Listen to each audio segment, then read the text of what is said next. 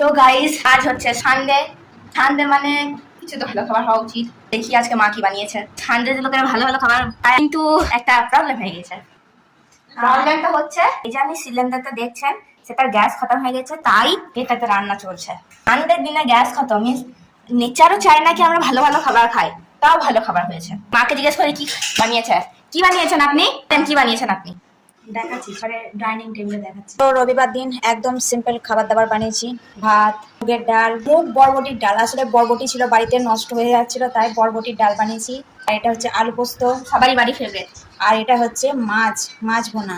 এই হচ্ছে আজকে রবিবারের সিম্পল মেনু। আজ আমাদের রবিবার ছিল, আজ বাড়িতে সকালবেলায় আমাদের গ্যাস শেষ হয়ে গেছে, আজ রান্না করেছি ইন্ডাকশনে। তো এই ছিল আমাদের রবিবারের সিম্পল মেনু। তো চ্যানেলটা ভালো লাগলে অবশ্যই সাবস্ক্রাইব করে নেবেন। টাটা। गाइस मैं इंस्टाग्राम और फेस में वायरल हो गई। मेरा इंस्टाग्राम और फेस अकाउंट जरूर चेक करके देखना, नुसरत फारूकी 13।